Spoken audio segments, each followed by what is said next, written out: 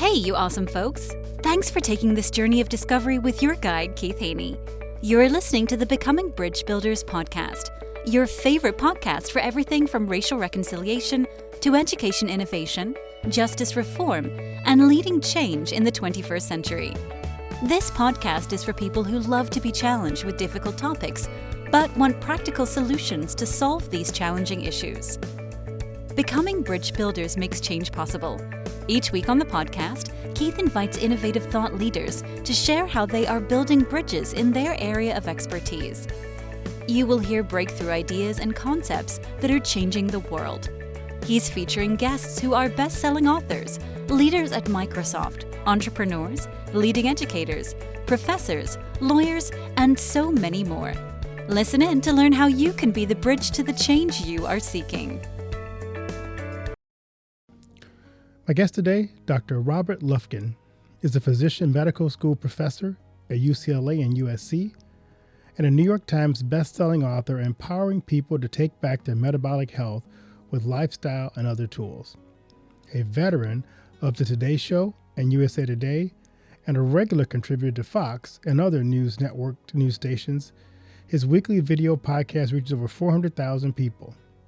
After reversing chronic disease and transforming his own life, he is making it his mission to help others do the same. His latest book, Metabolic Health and Longevity, is an instant New York Times bestseller and has reframed our thinking about metabolic health and longevity.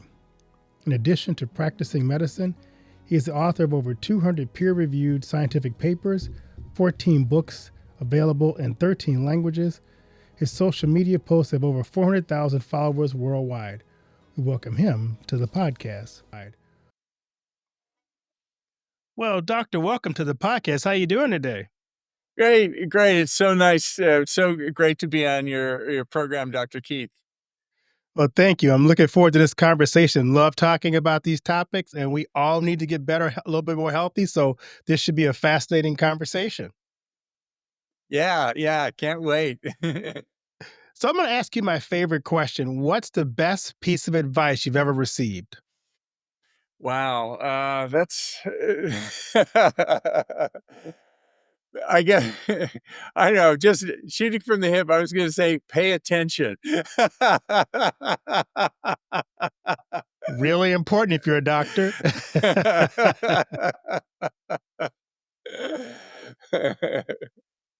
I love yeah, that. just seriously, to be open-minded and realize that, at least as far as science is going, it's a moving target. Everything is changing, and what we thought we knew, you know, 5 years ago, 10 years ago, may not be the best way to approach things anymore. And just to keep an open mind, a beginner's mind, as we look at things fresh and are open to new ways of looking at things.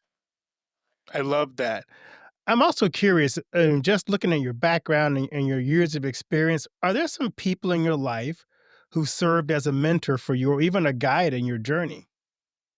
Yeah, I mean, other than obviously my parents, of course, but other people. There was my training is in radiology, so one gentleman was a radiologist I worked with for many years, and he sort of took me under his wing, and I learned a great deal from him. His name's William Hannafy, and he just I learned a lot from about radiology, but also about life and the way he approached things. As with any great mentor, we oftentimes learn a lot more than just the subject matter. It's more about a way of being, a way to exist in the universe. I love that. So I'm looking at your background. Can you share some of your personal experience from your time as a professor at UCLA and USC, and what influenced you as you wrote these great books you have out on health? Yeah, I mean, the most recent book, The Lies I Taught in Medical School, what made me what compelled me to write this book was that, I was going along minding my own business as a professor, where I got to not only teach medical students and doctors, and oftentimes it's not learn from them more than I taught them, but also do research and conduct. I've written many peer-reviewed scientific papers. Been My lab has been paid by drug companies and device makers and the NIH, National Institutes of Health, to do research, and then also to literally practice medicine and actually see patients, which is very fulfilling. So it is a great job being a medical school professor. But what changed for me was I came down with 4 chronic diseases that were unexpected, and I went to my doctor, and I was prescribed, like so many people, prescription medicines for each one of these diseases. And, I said, "Hey, are there any other options? What about lifestyle or anything else?" And they said, "Nah, that doesn't really work. You're going to be on these pills for the rest of your life, so get used to it." And that was what really compelled me to look closer at the things that I believed that I'd been teaching, that many of my colleagues were still teaching about these chronic diseases, and that's really the theme of this whole book. And if I could take a moment and just sort of set the stage on this, I mean, I'm a product of Western sort of allopathic medicine, if you will. But this book is very critical of Western medicine, and I have to say, I'm still a fan of Western medicine despite the book. I mean, if I get hit by a car and I need a blood transfusion and I need my spleen removed and I need surgery, I want the best that Western medicine has to offer. And in fact, Western medicine transformed our lives in the 20th century. Truly, the pills, the surgeries that were developed, and also largely through public health measures with infectious disease and all, it's made the world truly a better place for all of us. But the problem is, in the 21st century, where we are now, a quarter of the way into it, we're facing literally a tsunami of what are called chronic diseases. And these are diseases that were present in the 20th century, but nowhere near in the almost biblical proportions, the numbers that they're coming now.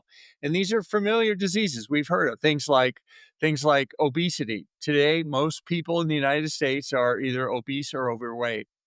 Uh, Diabetes, type 2 diabetes, most people, up to a half people are either pre-diabetic or type 2 diabetic, and the numbers are growing.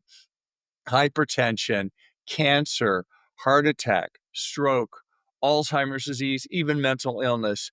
This whole umbrella of chronic diseases is exploding, and the numbers are taking off. And the problem is, when Western medicine takes the pills and the surgeries that were so effective during the 20th century and really transformed our lives, they don't really work on the chronic diseases. In other words, they may treat the symptoms and prevent us from dying in the moment, but in many of these diseases, I would say the majority of them, they don't reverse the underlying disease, and the disease continues to get worse and worse and worse. And that's what I was facing when I had 4 of these chronic diseases. So I basically went back to the literature and did a deep dive, not to make the world a better place, but more out of self preservation, because I didn't want to die myself. And I realized that knowledge has moved on, that there are breakthroughs in our understanding, that these chronic diseases actually do respond to lifestyle. They actually, and lifestyle can reverse and push back these chronic diseases the way no pills and surgery actually can. And long story short, I began doing relatively simple lifestyle changes myself, and I was able to reverse these 4 chronic diseases in myself to the point where I went off all medications for them. My doctors couldn't believe it. They thought the labs were broken or something like that. And now I've made it my mission, literally, to help other people take back their lives, their health, their wellness, and not make the same mistakes that I've made. And that's the purpose of writing this book, and help getting the message out. So let's dig a little deeper into some of the root causes. You mentioned that you had four chronic diseases and you had to get to the root cause of them. So kind of walk us through some of the root causes, some of the most common illnesses that people are dealing with today. Yeah. This whole concept of root cause, it sort of goes against a lot of the way medicine is still taught today. In other words, I mentioned that list of chronic diseases, and they seem like very separate diseases. How is diabetes and blood sugar metabolism related to something like mental health or Alzheimer's disease or cancer? But as it turns out, they are all fundamentally related at a basic root cause. In other words, there are underlying primary mechanisms that drive all of these diseases across the board.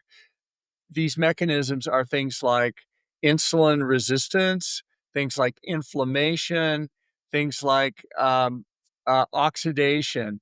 And the fascinating thing is when we develop strategies, in particular lifestyle strategies, to reverse these root causes, then our chance for all the chronic diseases decreases. In other words, the same lifestyle that helps me not get uh, obesity and diabetes also reduces my risk for Alzheimer's disease and mental illness and arthritis like gout or osteoarthritis and polycystic ovary disease if I'm a woman or and on and on and on. So it just underscores how important it is about addressing the root cause and then how important it is to pay attention to our lifestyle. I mean, one other kind of wake up call I had in writing this book was, as a doctor, I thought that a disease starts when I diagnose it. In other words, as a patient, when I walked into a doctor's office,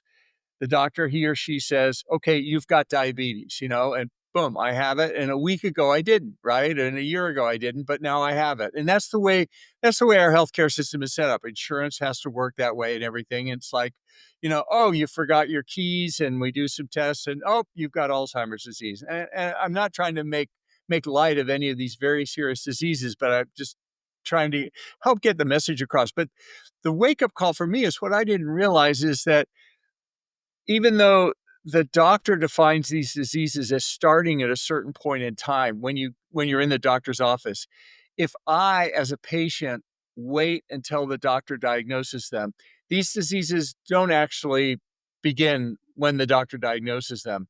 The chronic diseases I mentioned, there's very good evidence for that they begin weeks to years to literally decades before the doctor makes a diagnosis. What does that mean? Well, if I sit around and say, "Hey, I'm healthy. My doctor says I don't have any diseases." If I take that attitude and I wait for the doctor to diagnose one of these diseases before I start changing my lifestyle and do these things, I'm missing a huge opportunity for prevention and I have a less chance of reversing them down the line when I finally do get them. So the idea is that these lifestyle changes are not just for people when you get the disease, but there's a benefit for everyone to begin looking at how they can improve their lives before they have the diagnosis. So let's pick one of those for us. So say you're dealing with type 2 diabetes. What lifestyle changes would you suggest for someone who may be pre-diabetic or has type 2 diabetes? What kind of lifestyle recommendations would you start with? That's a great choice, Keith. And actually, full disclosure, one of those four diseases for me was type 2 diabetes. It was pre-diabetic. I was diagnosed with that.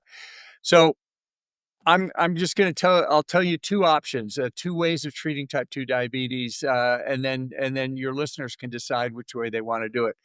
The stand Type 2 diabetes is an abnormality of blood sugar metabolism. We hear diabetes and all, and type 2 diabetes is the most common type. 90% of diabetes is type 2 diabetes, and it's driven by something that I mentioned before called insulin resistance. Insulin is a hormone that controls blood sugar. And anyway, type 2 diabetes the problem is that the acute problem that will kill you instantly or very shortly is when your blood sugar gets out of control and gets very high. This hyperglycemia can be fatal. And so doctors have come up with things like insulin that can keep you from dying from hyperglycemia and allow you to survive type 2 diabetes. And the problem is that type 2 diabetes isn't just hyperglycemia, high blood sugar, but if you treat it with insulin, it continues to progress down the road. What does that mean? Well, there are other things that happen. Things like, what's the number one cause of surgical amputations in the United States today? It's diabetes, foot amputations and everything. What's the number one cause of renal failure, kidney failure, and dialysis? It's type 2 diabetes. What's the number one cause of retinal blindness? Type 2 diabetes, and on and on. It's a risk factor for all these diseases. So the problem is modern medicine treats diabetes with drugs. Initially metformin and some other drugs, and then later on insulin. The problem is that when we do that, we control the disease. We don't reverse it. And by controlling the disease, it continues to progress. And even though you don't die of this hyperglycemia, these progressive changes occur down the road, and your lifespan is still shortened. Okay, that's one treatment option. That's the option the American Diabetic Association recommends. And that's the option that most people are offered. There's another option that people can do. Diabetes, the reason people get diabetes, it's an abnormality of blood sugar. And it's abnormality of insulin, which is the hormone that controls blood sugar. There are three macronutrients that your audience may be aware of. There are three basic food types: fats and proteins, which are required for life. If we don't eat those, we die. We have to eat those in our diet. And then the third group is called carbohydrates. And they're not required in our diet. In other words, there are human populations that eat very few carbohydrates and they do just fine. As it turns out, the carbohydrates, which contain things like sugar and starch and flour and these kinds of things, are actually the primary driver of insulin and insulin resistance. In other words, protein and fat don't really affect insulin much, but the carbohydrates do. And driving the insulin up with carbohydrates is one of the root causes for type 2 diabetes. So much to the point that if you take a type 2 diabetic, you take a group of type 2 diabetics, and this has been done in controlled studies, and you restrict the amount of carbohydrates they eat in a significant proportion of them, most of them, they will be able to not control their diabetes, but they will be able to reverse it to the point that they get off the medications. And importantly, diabetes doesn't become a chronic progressive disease like it does when we control it with the medications, leading to amputation, blindness, all that. It goes to sleep. It goes away. It goes into what we call remission. So it in most cases, it doesn't progress like that. So we have two options there, two ways to treat it. But the problem is today, the mainstream accepted way to treat type 2 diabetes, and for a number of reasons, is through medications. And the diet approach isn't emphasized enough, and in some cases isn't even communicated well as an alternative to patients. So they don't know that that it's cut and dry like that. And that's If just I'm one not, of the chronic diseases. yeah, if I'm not mistaken, excuse me, I also have heard that type 2 diabetes is a precursor oftentimes, and I could be wrong. I'm not my degree isn't in medicine, but is a precursor to Alzheimer's. So it's somehow connected, the type 2 diabetes. And is that what the studies are Yep. showing as well?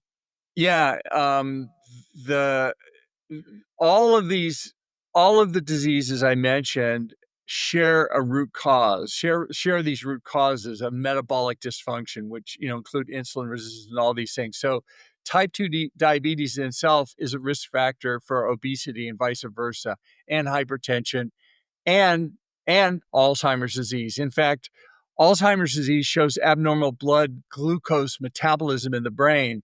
And some scientists refer to Alzheimer's as type 3 diabetes. So by having this, you increase your risk at all. But the point is they're all linked together. So adopting a diet which is healthy for type 2 diabetes will also improve the same thing improves your chances for Alzheimer's disease, mental illness, cancer, hypertension, heart attack, stroke, all those things. And it's interesting, the why I mean, we want to pay attention to these chronic diseases because they're exploding, right? Everybody's getting them now. But the other thing, these chronic diseases are the diseases that you and I and most of your listeners are going to die of statistically. I mean, let's face it, we all have to die of something, right? No one gets out alive.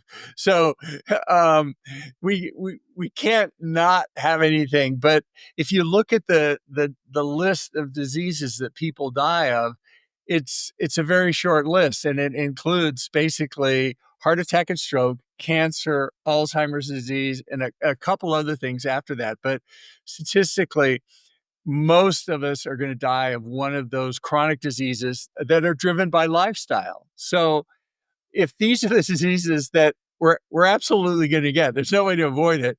Why not take a lifestyle now that will push that back? I mean, I don't want to get it when I'm 55. I don't want to get it when I'm 85. I don't want to get it when I'm 105. Let's push it back. I love that. It's interesting. I'm glad I had you on now because the talk in America right now is really focused on making America healthy again. And there's so much talk about chronic diseases. There's so much talk about what's in our food systems. Um, as you are writing this book, what kind of response are you getting from people who are now all of a sudden maybe paying a little bit more attention to their health and saying that there are other ways, more natural ways to deal with some of the chronic diseases that we're having?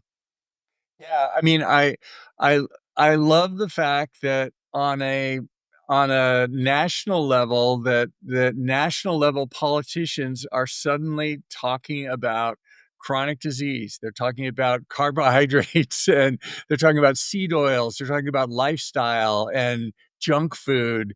And it's so great to see that. I'm I'm disappointed that it's become politicized almost. I mean, it's because our health is not a political thing, really. It doesn't matter whether you're a Democrat or you're a Republican. It all works the same. These diseases don't matter. It doesn't matter what your political affiliation is. And They don't pick party lines and go to attack, right? exactly, exactly. So, but it is great. I mean, it's coming up in the consciousness that people are being more aware because a lot of it is people just don't know that, I mean, if I walk into school, my daughter's elementary school, and I light a cigarette and hand it to her, 15 parents will jump me and wrestle me to the floor, right? But if I hand her a bowl of sugar cereal and pour chocolate milk on it and give it to her for breakfast, everyone will smile and nod like, "What a great dad!" When they don't realize, that this is really harmful stuff, and you're starting on a lifetime of junk food that does have metabolic consequences for all the diseases we mentioned. Yeah, that's exactly right. I'm curious, how are your colleagues taking your findings and researching your book? Um, yeah, it's a great question.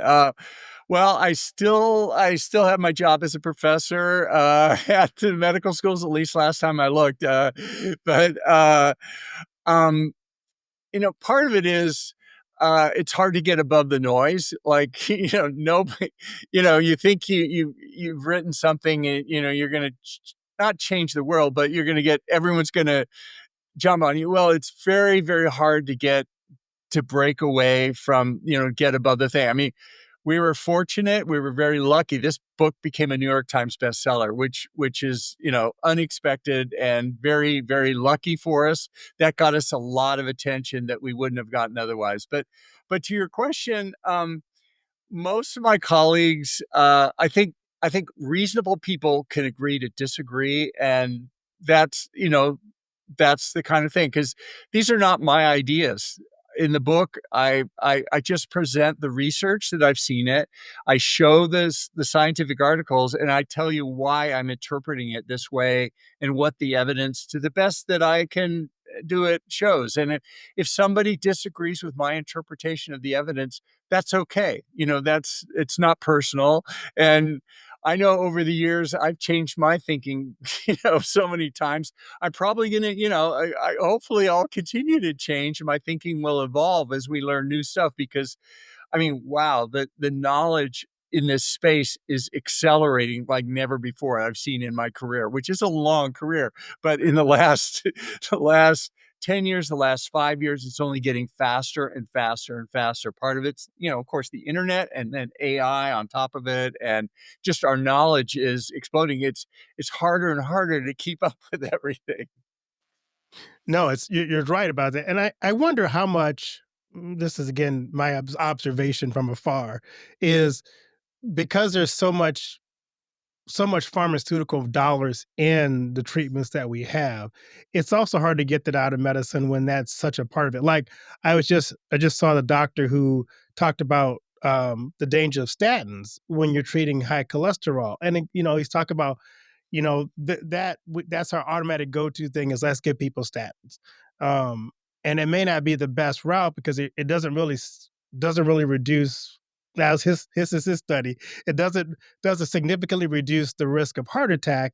The statins actually didn't have much impact at all on most people. It was a very small percentage that were actually impacted. So he was talking about we need to be careful of how we, going back to what he said, how do we treat the chronic underlying issue, not just dealing with managing the chronic disease. Yeah, the whole thing on statins, I've got a whole chapter in the book on that, but you're, yeah, absolutely right. The benefits of statins are greatly exaggerated by the pharmaceutical companies. They use relative risk instead of absolute risk, and the different sort of statistical alchemy they use, but they exaggerate the benefits and they minimize the side effects, which are not insignificant. But to your point about the influence of pharmaceuticals, I mean, back to your question, there are only two countries in the world that allow pharmaceuticals to advertise directly to patients for prescription drugs. And the reason that there are only two countries is because of the harm that it does. And the two countries are New Zealand and the United States. And interestingly, this new wave of healthcare reform, one of the things that they've talked about doing is outlawing pharmaceutical ads in the United States, which would be a huge step that no Republicans or Democrats have done for 20 years or so, because it corrupts the news services. You've got CNN running all these ads, and then you know they're basically paid for by the pharmaceutical companies, and then the pharmaceutical influence is pervasive in medical education. They say dietitians who determine our food choices and our nutritional advice. Dietitian education is paid for by junk food makers. Basically, my mom was a dietitian. She goes to her conferences and it's sponsored by McDonald's and Coca-Cola. And what could go wrong, right? Well, in medical education, it's even worse. It's sponsored by pharmaceutical companies. So, it's the influence is really pervasive, and it's difficult to untangle it and get to the science.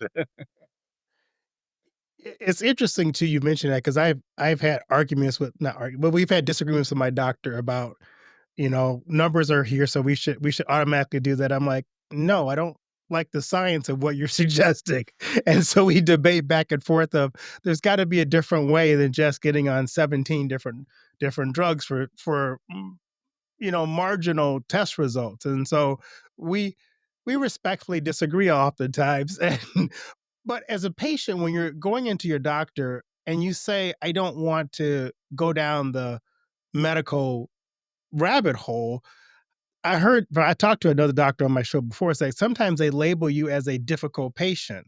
So, as a patient, how do you have this conversation with your doctor where they don't label you as a problem child, but someone who's actually looking for more natural or alternative ways to treat chronic disease?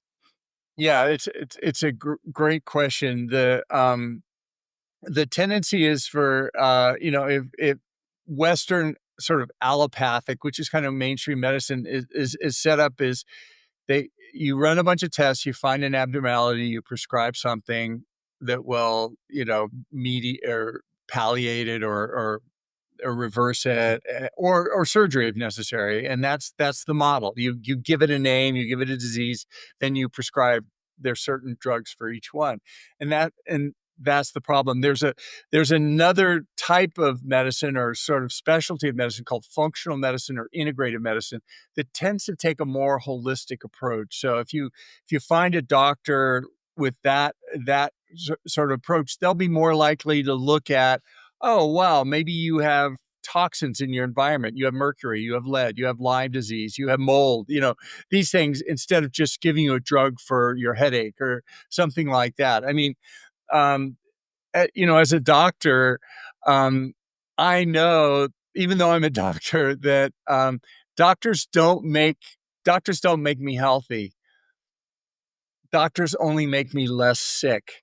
And if I want to be healthy, it's on me because it's about lifestyle and it's the choices that I make literally every day when I get up. I'm empowered. What I'm going to eat, am I going to exercise? Am I going to, how I sleep, how I live my life, how I look at the world? Is the world a beautiful place full of love and opportunity? Or is it a scary place full of danger and threats and harm coming to me? All these things matter. And actually, all of these are about a healthy lifestyle that will then literally transfer, I believe, into reducing the risk for all these chronic diseases, and in many cases, getting off the drugs. Like I was like I was doing. I was on 4 prescription drugs, and I was able to get off all of them, or decrease the need for them in the future, even. So it's not easy though, because it's doctors are different depending on their approach, and you have to find one that's aligned to you. If you're a problem patient, you probably have a problem doctor, and it's time for a new one. Yes, there's probably time. I'm curious, as you have released this book, Lies I Told My Taught in Medical School, how do you hope this book influences the medical community and just patient care going forward? Well, it's obviously a clickbait title topic because it's to get people's attention, right? Um, but I want people to look at things that we've just gotten wrong, and understand, like I said before, that we don't have everything right, and we have made mistakes, and we're continuing to make mistakes in medical practice, and it's okay. We need to acknowledge them and move forward. Maybe a low fat, high carbohydrate diet, which has been recommended for 60 years for heart disease, is not a good thing, and it's making people sicker and fatter and diabetes.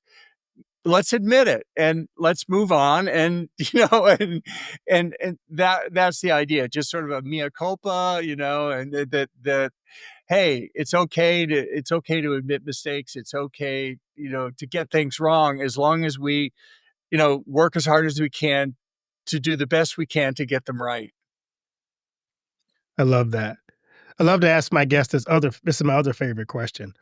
What legacy do you want to leave behind? Wow. I mean, separate from family and children and all that sort of stuff, I think, just what I just said, sort of the idea that, that it's okay to constantly be questioning things, to always ask questions, as any good student should do. And as doctors, we should do the same thing. As patients, we should do the same thing. We should constantly question things, question the science, because it will change. It is changing. And what we think we know today is going to be different, guaranteed. As we understand reality better, we have different models for reality. We're gonna figure it out and do a better job. But we have to be open to those things. We can't be dogmatic and locked into our beliefs too much. So, you have any upcoming projects you want to tell us about? Any books on the next on horizon? Yeah, no, I this book, I still working on it. I'm enjoying it. I'm working with a lot of different companies, like setting up lifestyle programs for people that where they can, easily get access to information. There's so much available now. These CGMs, which are continuous glucose monitors, which are little things you put on your arm. I'm wearing one now, but it allows me to read out my blood sugar on my phone. And it used to be in the United States, up until just a few weeks ago, only diabetics could get these with a doctor's prescription. I'm not diabetic. I mean, since I've changed my lifestyle, my blood sugars are normal now. I'm on no meds for it. So I'm in remission, but I wear this to track my metabolic health. I see what foods will spike my glucose, which is a bad thing. We want to keep our glucose at a nice level like that to avoid those things. So different things like these CGMs, anyway, a few weeks ago, are now available for the first time in the United States in history without a doctor's prescription. So you can order them from online and, put them on. They last 2 weeks, but there are more and more tools that are becoming available. So I'm super excited about all these things happening. Wow, that's really neat, Doc. Um, Anything I haven't asked you that I should have asked you? Let's see. No, I think we covered, well, yes, it is. How could people find out about me and download my free book chapter? There you go. Um, I if you're curious about this book, I have the first chapter is free on audio and PDF format. You can go to my website and download it. My website is Robert Lufkin, LUFKINMD.com. I'm very active on social media. My wife says too active, but please look for me and say hi. That's great. As we wrap up this conversation, are there some key takeaways you want to leave with the audience before we wrap up? Yeah, I mean, the lifestyle matters, and it was a wake-up call for me. It probably the single most powerful medicine that I will ever use, and most of us will use, are the lifestyle choices we make. And it's a new era in medicine. It's not that doctors aren't important and they don't matter. Certainly, if I have a serious disease, like I talked about, they can manage it. But as far as improving my chances of getting those diseases and my overall health and wellness, I'm in charge, because no doctor could do my lifestyle for me. And as I said, it's a new day. Every single morning when I wake up, I get to decide what I'm going to eat, when I'm going to exercise, what I'm going to sleep, what I get to do. And it's an empowering time. I think the idea of me as a patient being the CEO of my own health is a really empowering thing. We have agency now, and doctors are important, but they're a little bit less important now. They're more consultants for us as we take control of our own health, and there are more and more tools to make this possible for all of us. Well, Robert, thanks so much for coming on and sharing your journey with us and your story. And hopefully we'll take your book and we'll all read it and we'll live better, healthier lives and lifestyle. So thank you for sharing what you do. Hey, thanks so much, Keith. I really enjoyed your thoughtful questions, and thanks so much for the work you do. It's been a blast today. Thank you. Thanks for listening to Becoming Bridge Builder. If you enjoyed this episode and want to help support the podcast, please subscribe and share it with others. Post about it on social media or leave a rating and review. To catch all the latest from me, you can follow me on Instagram at @bkeithhaney and on Getter and Twitter @RevHeadpin. Thanks again, and tune in next time.